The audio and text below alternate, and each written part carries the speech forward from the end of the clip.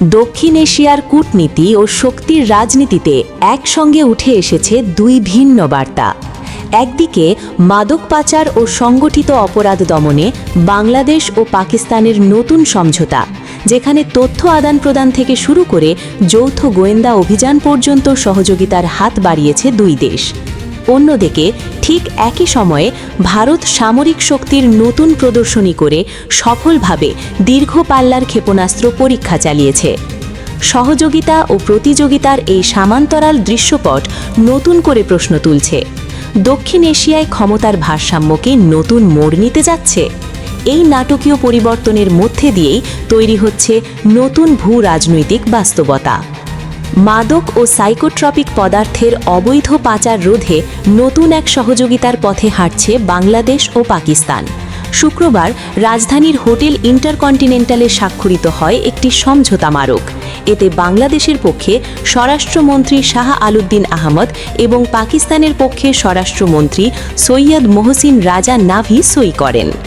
এই চুক্তির আওতায় মানব পাচার, সংগঠিত অপরাধ এবং অর্থ পাচার রোধে একে অপরকে তথ্য ও প্রযুক্তিগত সহায়তা দেবে দুই দেশ।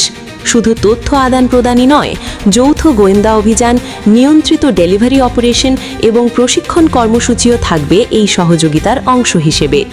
চুক্তিতে আরও বলা হয়েছে, মাদক পাচারকারী নেটওয়ার্ক, নতুন অপরাধী গোষ্ঠী এবং তাদের ব্যবহৃত গোপন কৌশল সম্পর্কে নিয়মিত গোয়েন্দা তথ্য বিনিময় করা হবে। পাশাপাশি মাদক শনাক্তকরণে আধুনিক প্রযুক্তির ব্যবহার এবং মাঠ পর্যায়ের অভিজ্ঞতাও ভাগাভাগি করবে দুই দেশ। আগামী 10 বছর কার্যকর থাকবে এই সমঝোতা স্মারক।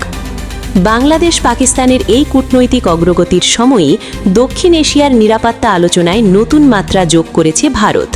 দেশটির ওড়িশা উপকূলের এপিজে আব্দুল কালাম দ্বীপ থেকে সফলভাবে পরীক্ষা করা হয়েছে দীর্ঘ পাল্লার অগ্নি সিরিজের একটি ক্ষেপণাস্ত্র। এই মিসাইলে রয়েছে মাল্টিপল ইন্ডিপেন্ডেন্টলি টার্গেটেবল রি-এন্ট্রি ভেহিকল বা MIRV প্রযুক্তি, যার মাধ্যমে একটি মিসাইল একাধিক ওয়ারহেড বহন করে ভিন্ন ভিন্ন লক্ষ্যবস্তুতে আঘাত হানতে সক্ষম।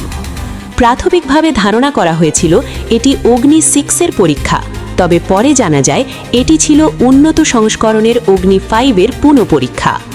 এই মিসাইল প্রায় 5000 কিলোমিটার দূরের লক্ষ্যবস্তুতে আঘাত হানতে সক্ষম এবং এটি পারমাণবিক অস্ত্র বহনেও সক্ষম বলে জানা গেছে।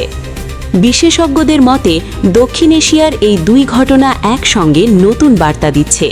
একদিকে আঞ্চলিক সহযোগিতা ও নিরাপত্তা জোরদারের প্রচেষ্টা, অন্যদিকে সামরিক সামর্থ্য প্রদর্শনের প্রতিযোগিতা। দুই মিলিয়ে নতুন বাস্তবতা তৈরি হচ্ছে।